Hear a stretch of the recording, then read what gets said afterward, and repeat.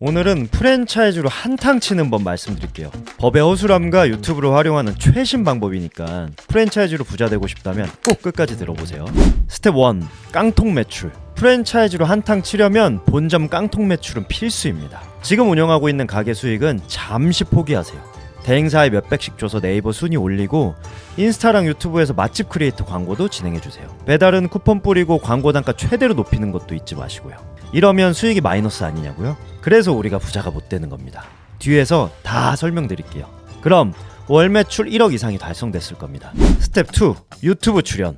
사장님 나오는 채널들 아시죠? 거기에 나가는 비용이 소형 채널은 200, 대형 채널은 3,000 정도 하거든요. 비싸다고요? 이걸로 가맹점 몇 개만 모집하면 남는 장사인데 일단 저를 믿고 출연해보세요. 사장님, 어떻게 신용불량자에서 월 매출 1억을 달성할 수 있었던 거예요? 피디님, 잠깐만요. 매출 1억은 좀 약하니까 그냥 월에 1억 버는 사장님으로 바꾸시죠. 네, 알겠습니다. 사장님, 어떻게 신용불량자에서 월에 1억을 벌 수 있었던 거예요? 그때 생각하면 진짜 정말 3시간씩 자면서 죽기 살기로 했던 것 같아요. 그래서 이제는 저처럼 힘든 시간을 겪고 계신 분들을 좀 돕고 싶습니다. 그리고 고정 댓글에 가맹비, 교육비, 무료 이벤트 해주면 초기 가맹점 5곳이 모입니다. 이제 스텝 3의 목표는 모집 페이지에서 후킹할 가맹점 최고 매출을 만드는 것입니다. 본점 매출을 올렸던 것처럼 일단 수익을 포기하고 매출에만 집중합니다. 그럼 가맹점주가 가만히 있냐고요? 이렇게 얘기해야죠. 점주님, 일단 3개월은 수익 생각하시면 안 돼요. 자리 잡는 과정입니다. 오픈빨과 함께 네이버 순위랑 배달 순위 쫙 올려놓으면 돈은 따라올 거예요. 이미 유튜브에서 우리의 성공 스토리를 본 사람들이 온 거기 때문에 다들 잘 따라주실 거예요. 그럼 이제 가맹점에서도 월 매출 1억을 찍기 시작합니다. 스텝 4. 재료가 준비됐으니 이제 달려봐야죠. 가맹점 최고 매출을 홈페이지에 대대적으로 홍보하면서 가맹 모집에 집중합니다. 수익률은 엉망이지 않냐고요? 에이, 수익률은 30%라고 해야죠. 어떻게 가능하냐고요? 프랜차이즈식 수익률이 따로 있습니다. 원래 순이익은 이런 비용을 다 제외해야죠. 하지만 우리 프랜차이즈 업계에서는 임대료, 원가율, 관리비 등 이 정도만 빼고 수익률을 계산한단 말이죠. 그리고 어차피 이 수치들도 과장하면 됩니다. 왜냐고요? 정보공개서나 계약서에는 수익률을 넣을 필요가 없거든요. 법에 빠삭한 점주한테 잘못 걸리지 않는 한 별 문제가 없습니다. 이렇게 모집 페이지에 가맹점 최고 매출 1억, 수익률 30%라고 홍보하면 사람들은 이렇게 생각합니다. 와, 한 달에 3천이나 남는 거네? 그럼 투자금 2억은 몇 개월이면 회수하겠네. 이쯤 되면 가맹점은 50개가 넘어가기 시작합니다. 그럼 이제 피날레를 장식할 스텝 6입니다. 유튜브 다시 한번 나가줘야죠.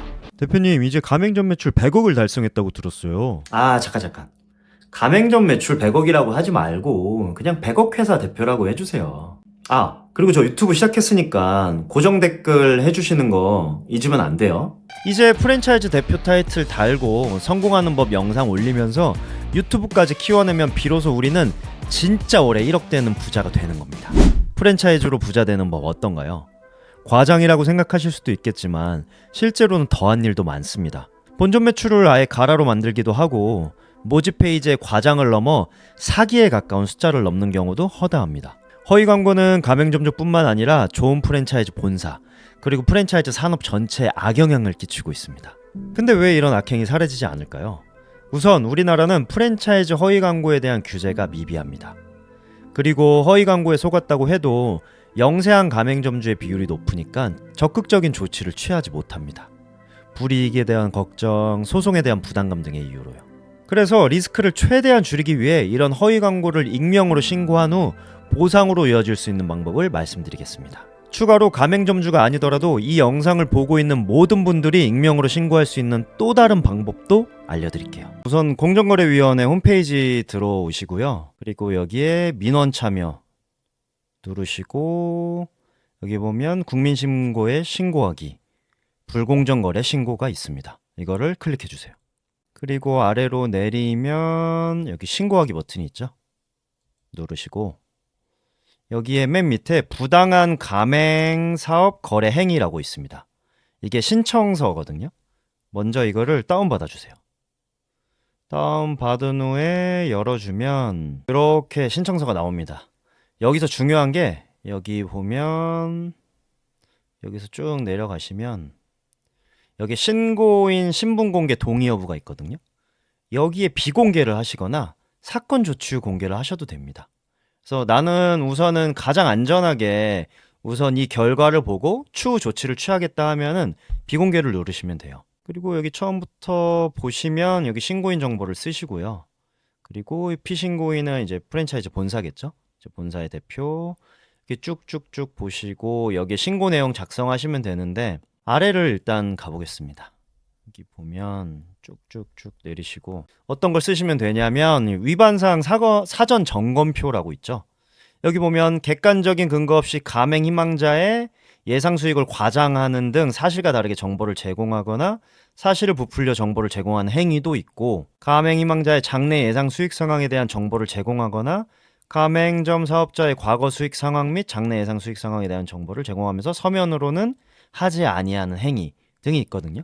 이거 읽어보시면 분명 이제 당했던 불법적인 행동들이 여기에 있을 거예요. 그러면 번호가 써 있잖아요. 뭐 6-17-1 이런 식으로 쭉 내리시면 이 예시를 한번 보여드릴게요. 이거는 3-1번이고요.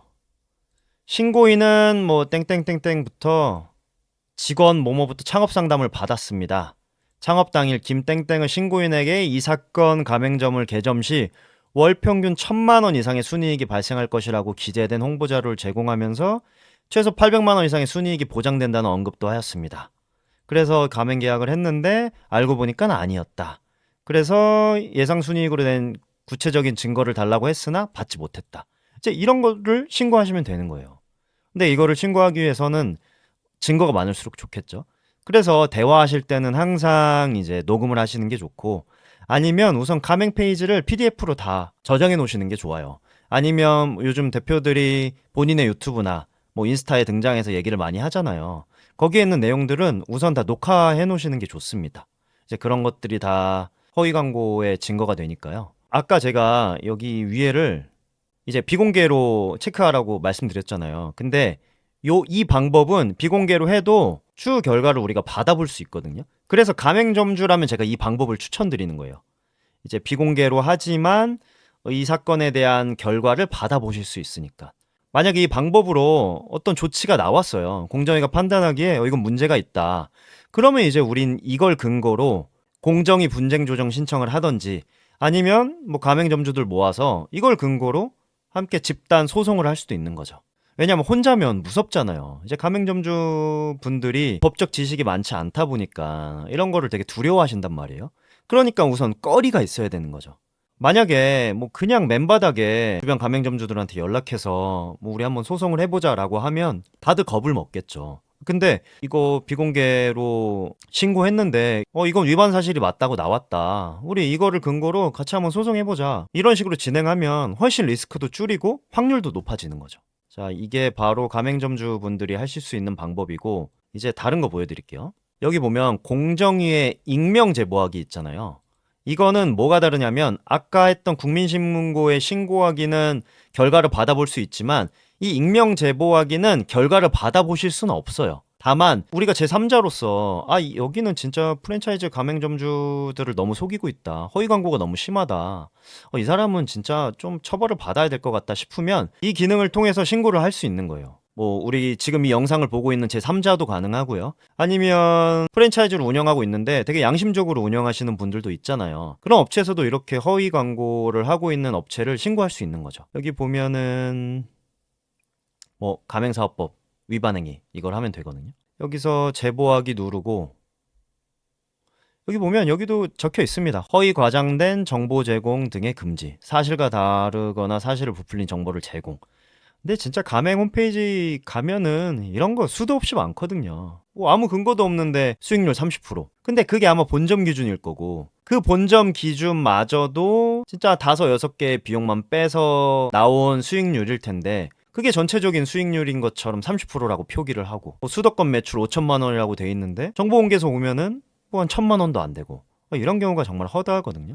이런 건 정말 근절돼야 되니까 이런 식으로 여기에 제3자도 신고할 수 있으니까 하면은 조금 더 프랜차이즈 시장이 깨끗해지지 않을까 싶습니다. 그리고 애초에 이런 일을 겪지 않으려면 좋은 프랜차이즈를 볼 수 있는 눈이 있어야 되거든요. 제가 이 위에 보시면 나쁜 프랜차이즈 고르는 법들 영상으로 만든 게 2개 있거든요. 이런 것들 꼭 참고하시면은 속을 확률이 현저히 낮아질 거라고 생각합니다. 최근 프랜차이즈 업계는 차액 가맹비 소송 이슈로 뜨겁습니다.